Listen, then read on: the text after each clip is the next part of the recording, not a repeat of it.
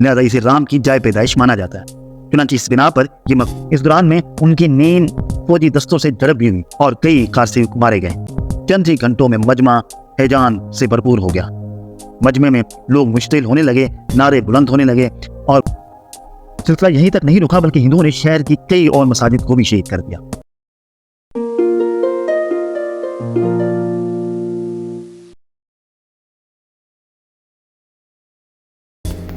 السلام علیکم دوستو بالآخر 22 جنوری 2024 کو رام مندر کا افتتاح کر دیا گیا۔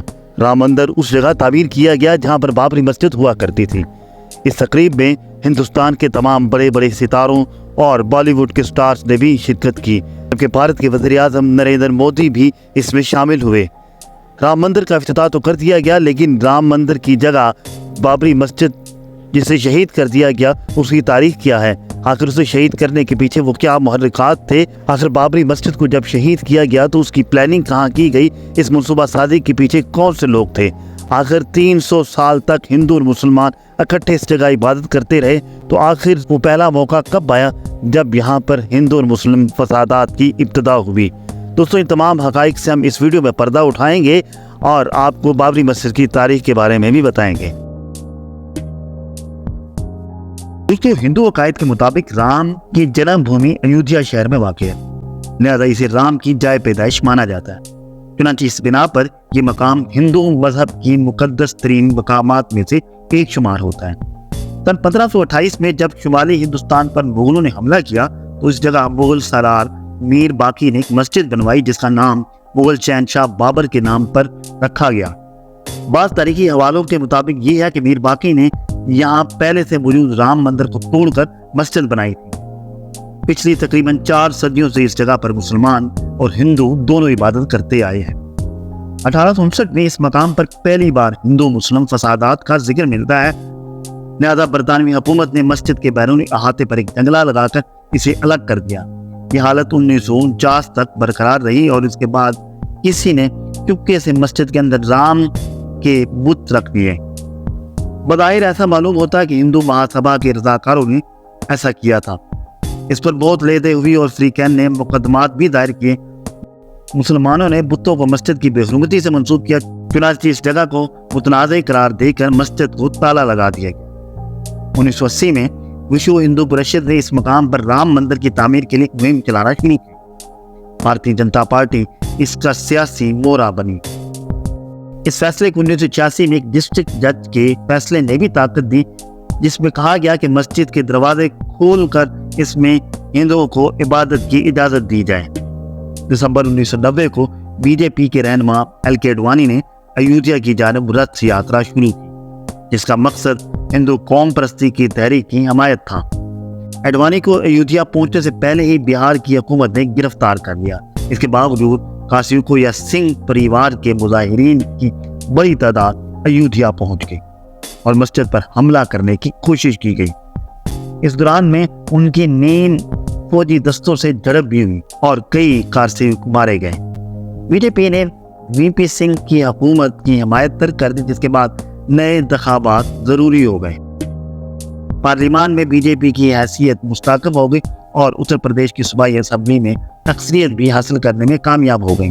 پھر دسمبر 1992 کو آر ایس ایس اور اس کے اتحادیوں نے ایک جلسہ منعقد کیا جو کہ مسجد کے قریب ہی منعقد ہوا، جس میں تقریباً 1.5 لاکھ کے قریب افراد جمع ہوئے۔ اس دوران میں بی جے پی کے رہنماؤں نے تقریریں بھی کی، جن میں اڈوانی، مرلی منوچر جوشی اور اما بھارتی قابل ذکر۔ چند ہی گھنٹوں میں مجمع ہیجان سے بھرپور ہو گیا۔ مجمع میں لوگ مشتعل ہونے لگے، نعرے بلند ہونے لگے اور مسجد پر حملے کے پیش نظر پولیس نے پہرا لگا دیا۔ تاہم دوپہر کے وقت ایک نوجوان پولیس کو چکر دے کر مسجد کے اوپر چڑھ گیا اور زعفرانی جھنڈا لے کر مسجد کی گنبد پر لہرا دیا۔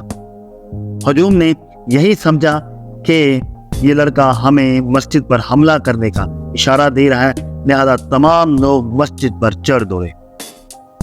پولیس کی تعداد چونکہ کم تھی اور غیر مسلح بھی تھی، لہذا وہ بڑی مشکل سے اپنی جان بچانے میں کامیاب ہوئے اور یوں لوگ کلہاڑیوں، ہتھوڑوں اور دیگر اوزاروں کے ساتھ مسجد پر حملہ آور ہوئے اور چند گھنٹوں میں ہی مسجد کو منہدم کر دیا۔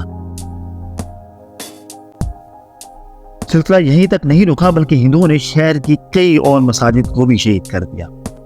2009 میں جسٹس منموہن سنگھ لبریان نے ایک رپورٹ مرتب کی جس میں 68 افراد کو بابری مسجد کے انہدام کا مرتکب قرار دیا گیا۔ ان میں زیادہ تر بی جے پی کے رہنما تھے۔ ان میں واجپئی، اڈوانی، جوشی وغیرہ شامل تھے۔ اس وقت کی اتر پردیش کے وزیر اعلیٰ کلیان سنگھ پر بھی تنقید کی گئی کہ انہوں نے ایسے سرکاری افسران اور پولیس اہلکاروں کو وہاں تعینات کیا جن کے متعلق یقین تھا کہ مسجد کے انہدام کے وقت وہ خاموش رہیں گے۔ انجو گپتا اس روز اڈوانی کی سیکیورٹی کے سربراہ تھے۔ انہوں نے بتایا کہ اڈوانی اور جوشی کی تقریروں نے دراصل مجمع کو مشتعل کیا، اور رپورٹ میں یہ بھی درج ہے کہ اس وقت بی جے پی کے کئی رہنماؤں نے انتہائی ہلکے انداز سے کارسیوکوں کو ٹھنڈا کرنے کی کوشش کی، جو کہ میس میڈیا کے سامنے اپنا امیج درست کرنے کی کوشش تھی۔ کسی نے کارسیوکوں کو مسجد کے محفوظ علاقے میں گھسنے سے نہیں روکا اور یوں اس مسجد کو شہید کر دیا گیا۔ رہنماؤں کا یہ رویہ واضح بتاتا ہے کہ وہ سب اس عمارت کو شہید کرنے کے لیے ایک تھے۔ دوستو پھر آخر رام مندر تو تعمیر کر دیا گیا، اب آنے والا وقت ہی بتائے گا کہ یہ مندر قائم رہے گا یا فسادات دوبارہ ابھر سکتے ہیں۔